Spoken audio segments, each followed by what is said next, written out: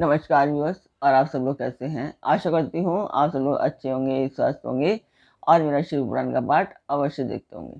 तो आइए सबसे पहले हम जान लेते हैं कि कल तक हमने कहाँ तक जाना था। तो कल तक था कि जो दैत्य शुम्भ की आज्ञा से आया था, उन्होंने वो विवाह करना चाहता था देवी से।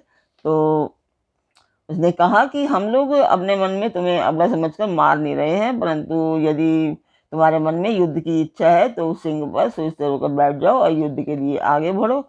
और तब जब वानों की वर्षा होने लगी तो उसमें शुंभ निशुंभ मारे गए थे।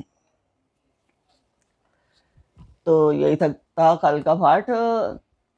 अभी मैं बता दूं कि जो नए दर्शक हैं वो जानना चाहेंगे कि मैं ये पाठ क्यों कर रही हूँ। तो ये शुभ पाठ है, मंदिर के लिए कर रही हूँ और इसमें मैं आप सब लोगों का सहयोग चाहती हूँ कि आप सब लोग सहयोग करें ताकि मेरा ये उद्देश्य मैं पूरा कर पाऊँ। और आप लोग अपने परिवार और मित्रगणों से सब्सक्राइब कराना बिल्कुल ना भूलें।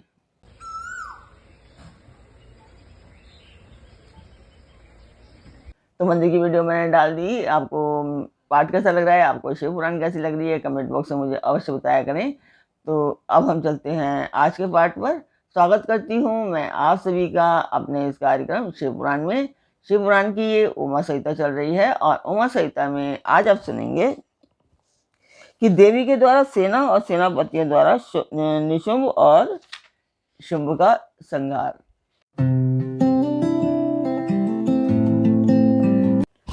तो आपको बताइए कि ऋषि और सूर्य में बात हो रही है। तो ऋषि कहते हैं कि राजन, प्रशंसनीय पराक्रमशाली महान असुर शुंभ ने इन श्रेष्ठ दैत्यों का मारा जाना सुनकर अपने उन दुर्जय गणों को युद्ध करने के लिए जाने की आज्ञा दी, जो संग्राम का नाम सुनते ही हर्ष से खिल उठे। उन्होंने कहा कि आज मेरी आज्ञा से काल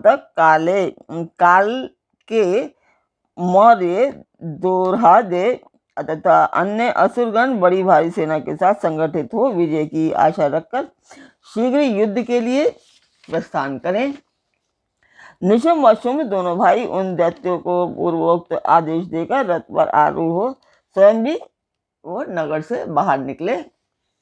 उन महाबली वीरों की आज्ञा से उनकी सेनाएं उसी तरह युद्ध के लिए आगे बढ़ी मानो मरनों मुख पतंग आग में कूदने के लिए उठ खड़े हुए हों। उस समय असुरराज ने युद्ध स्थल में मृदंग, मर्दल, भेरी, डिंडिम, झांझ और ढोल आदि बजवाए।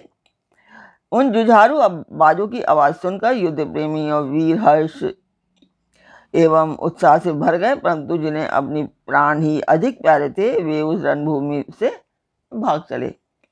युद्ध संबंधी वस्त्रों तथा कवच आदि से आच्छादित अंग वाले वे युद्ध विजय की अभिलाषा से अस्त्र शस्त्र धारण किए युद्ध स्थल में आ पहुंचे। कितने ही सैनिक हाथियों पर सवार थे, बहुत से दैत्य घोड़ों की पीठ पर बैठे थे और अन्य असुर रथों पर चढ़कर जा रहे थे। उस समय उन्हें अपने पराई की पहचान नहीं थी।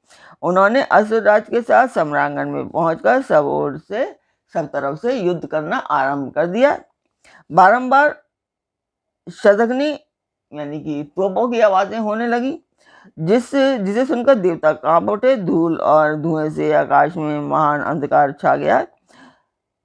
सूर्य का रथ नहीं दिखाई देता था। अत्यंत अभिमानी करोड़ों पैदल योद्धा विजय की अभिलाषा लिए युद्ध स्थल में आकर वो डट गए थे। वो थे घुड़सवार थे, हाथी सवार थे तथा अन्य रथारूढ़ असुर भी बड़ी प्रसन्नता के साथ करोड़ों की संख्या में वहां आए थे।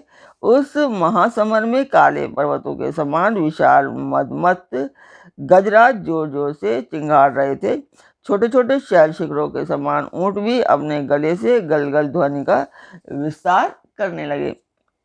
अच्छी भूमि में उत्पन्न हुए थोड़े गले में विशाल कंठहार धारण किए जोर जोर से हिनहिना रहे थे। वे अनेक प्रकार की चालें जानते थे और हाथियों के मस्तक पर पैर रखते हुए आकाश मार्ग से पक्षियों की भांति उड़ जाते थे। शत्रु की ऐसी सेना को आक्रमण करती देख जगदम्बा ने अपने धनुष पर प्रत्यंचा चढ़ाई। साथ ही शत्रुओं को हतोत्साहित करने वाले घंटे को भी बजाया। यह देख सिंह भी अपनी गर्दन और मस्तक से केशों को कंपाता हुआ जोर जोर से वो गर्जना करने लगा। उसी समय हिमालय पर्वत पर खड़ी हुई रमणीय आभूषणों और अस्त्रों से सुशोभित शिवा देवी की ओर देखकर निशुंभ विलासिनी रमणियों के मनोभाव को समझने में निपुण पुरुष की भांति सरसवाणी में बोला कि महेश्वरी, तुम जैसी सुंदरियों के रमणीय शरीर पर मालती के फूल का एक दल भी डाल दिया जाए तो वह व्यथा उत्पन्न कर सकता है। ऐसे मनोहर शरीर पर तुम विकराल युद्ध का विस्तार कैसे कर रही हो? यह बात कहकर वह महान असुर चुप हो गया। तब चंडिका देवी ने कहा कि मूढ़ असुर, व्यर्थ की बातें क्यों बकता है, युद्ध कर, अन्यथा तू पाताल को चला जा। यह सुनकर वह महारथी वीर अत्यंत रुष्ट और समरभूमि में वाणों की अद्भुत वृष्टि करने लगा, मानो बादल जल की धारा बरसा रहे हों। उस समय उस रण क्षेत्र में वर्षा ऋतु का आगमन हुआ सा जान पड़ता था।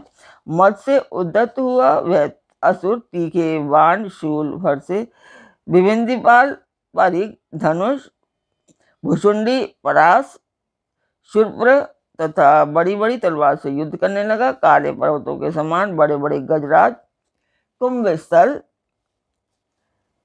विदीर्ण हो जाने के कारण सम्रांगण में वो चक्कर काटने लगे।